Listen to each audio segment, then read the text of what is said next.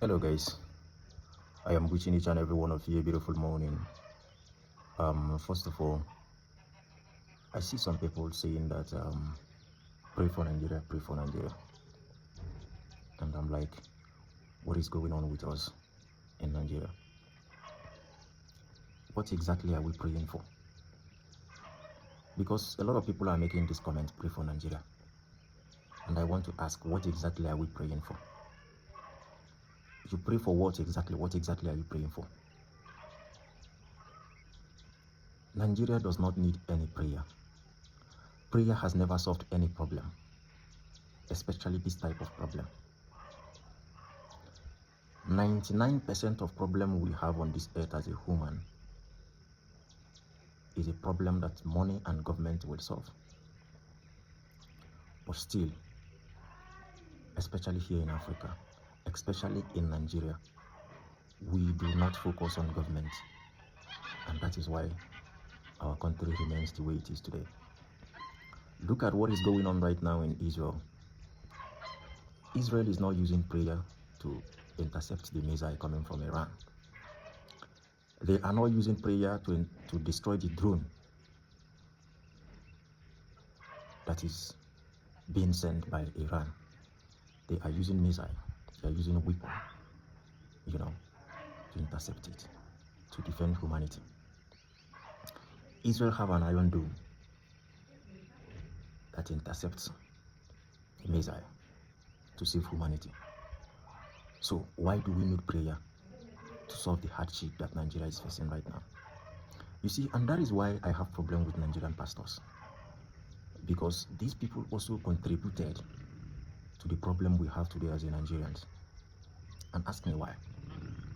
You see, these people benefit when people are crying, when people are complaining of hardship, because basically they now have something to tell you of.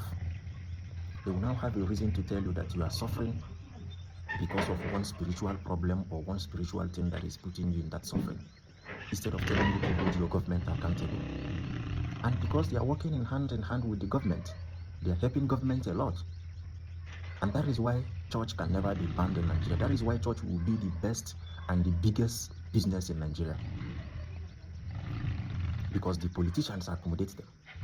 The reason is because when they are busy telling you that your problem is spiritual, the politicians are busy,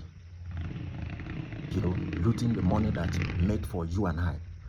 Instead of you asking the politicians for what is rightful belongs to every one of us, you will not be able to ask that question anymore, because they have already told you that your problem is spiritual. So you are looking for one spiritual thing or the other to solve your problem, instead of holding your government accountable. You see how they benefit from it, and you see why sometimes you see politicians going to the church to donate 1 billion, donating billions and billions upon billions to them, and they are doing nothing with it. The only thing they are doing with it is buying a bulletproof cars, private jets, living a luxury life, living expensive luxury and all that. Do I need to remind you what happened to Suleiman last time, how he survived the assassination attempt, or what should I call it, and 7 people died? Some of his security men and one of his chef or whatever they call that lady, and him and his wife and kids were safe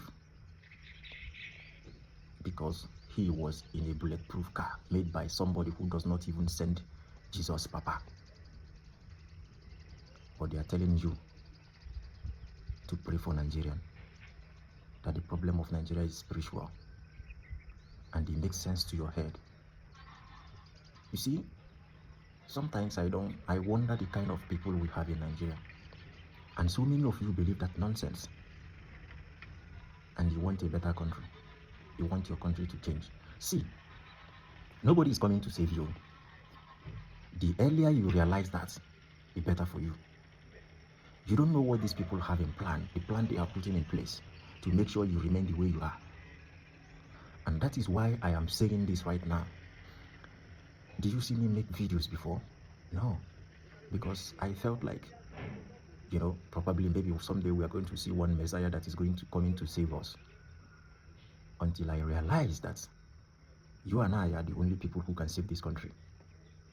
If you feel like or thinking there is one Messiah somewhere who is going to come and things are going to change, it's not going to happen until you and I say enough is enough and stand up and willing to die for our country, willing to do everything, all it takes to make sure that we get a change.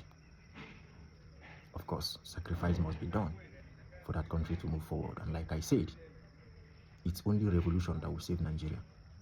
And that revolution must be a violent one to make sure that all these people we are gone.